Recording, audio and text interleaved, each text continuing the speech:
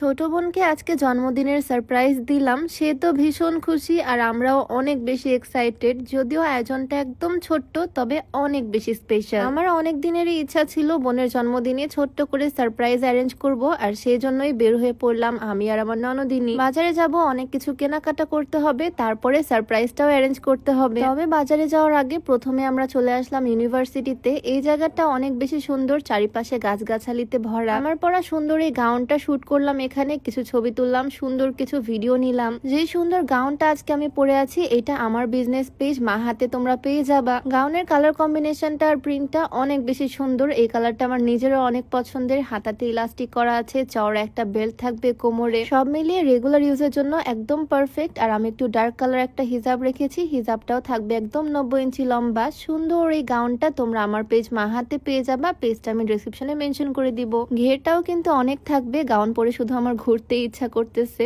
যাই হোক, আমার এই সুন্দর সুন্দর ভিডিওগুলো করে দিয়েছে আমার আদরের ননদিনী। তো ভিডিও করা, ছবি তোলা শেষ করে দুজন মিলে চলে যাচ্ছি এখন বাজারে। কিছু টাকা পয়সাও উঠিয়ে নিলাম। ওর জন্য গিফট আমি আগেই কিনে রেখেছি, আজকে শুধু ডেকোরেশন আইটেম গুলো নিচ্ছি। গাড়ির পিছনে সুন্দর করে সাজাবো আর ওকে সারপ্রাইজ দিব। এই পপ আপ জিনিসটা কিনতে আমার একদমই ভাল লাগে না, কারণ এই জিনিসটা কখনোই সময় মতো ফাটে না। তারপরও একটা নিয়ে নিলাম। বেলুন থেকে শুরু করে হ্যাট যা যা লাগে সবকিছু এখান থেকে আমি নিয়ে নিচ্ছি। মূলত এই জিনিসগুলো নিতে আমি বাজারে আসলাম। সামনেই ফুলের দোকান দেখে একটা গোলাপ ফুল নিয়ে নিলাম। আমার ননদ সাদা গোলাপ অনেক বেশি পছন্দ করে। সব ফুলই সুন্দর, তবে এই সাদা গোলাপটা ওর একটু বেশি পছন্দ। যাই হোক, কেনাকাটা শেষ করে দুজন মিলে চলে আসলাম বাড়ির সামনে। এখন এই রাস্তার মধ্যে গাড়ি ডেকোরেশন করব। কারটা ওয়াশ করে নিয়ে আসলে একটু বেশি ভালো হতো, তবে কিছু করার নাই। এখন নিজেরাই ঝেড়ে মুছে সুন্দর করে পরিষ্কার করে নিচ্ছি। গাড়ির পিছনের সাইডটা সাজিয়ে নিয়ে যাব, মানে গাড়ির ডিকিটা সাজাবো সুন্দর করে। হ্যাপি বার্থডে ব্যানার নিয়ে আসছি, এগুলো সুন্দরভাবে ঝুলিয়ে দিব, বেলুন ফুলিয়ে রাখবো। আর কেক আনতে তো ভুলেই গেছি, মেইন জিনিসটার কথাই খেয়াল ছিল না। পরে অনলাইনে অর্ডার করলাম, একদম রাস্তায় এসেই দিয়ে গেল। একদম ছোট্ট একটা সারপ্রাইজ অ্যারেঞ্জ করছি আমি। এই কেকটা থাকবে গাড়ির ডিকির মধ্যেই। একটা হোয়াইট ফরেস্ট কেক নিয়েছি, খুবই সুন্দর, আর উপরে লিখে নিয়েছি হ্যাপি বার্থডে আফিয়া। যাই হোক, কেক তো পেয়ে গেলাম, এখন বাকি ডেকোরেশনটাও তাড়াতাড়ি শেষ করে নিচ্ছি। এইটা সুন্দরভাবে আগে থেকেই ডেকোরেশন করে নিয়েছি। ওখানে নিয়ে গিয়ে ওর চোখ বেঁধে তারপরে গাড়ির ডিকিটা খুলবো আর ওকে সারপ্রাইজ দিব। আমি, আমার ননদ, আমার আম্মু তিনজন মিলে ডেকোরেশনটা কমপ্লিট করলাম। আর এই হচ্ছে গাড়ি ডেকোরেশনের ফাইনাল লুক। কেমন হয়েছে অবশ্যই কমেন্টে জানিও। সত্যি বলতে তো আমার কাছে ভীষণ ভালো লাগতেছে। এখন খুব সাবধানে আস্তে করে আমি এটা অফ করে দিচ্ছি। আমি খুবই এক্সাইটেড আমার বোনের রিয়াকশনটা দেখার জন্য। সারপ্রাইজ পেলে যে ও কি পরিমাণে খুশি হবে আল্লাহ ভালো জানে। বাড়ির সামনে চলে আসলাম, ওকে এখন নিয়ে আসবো।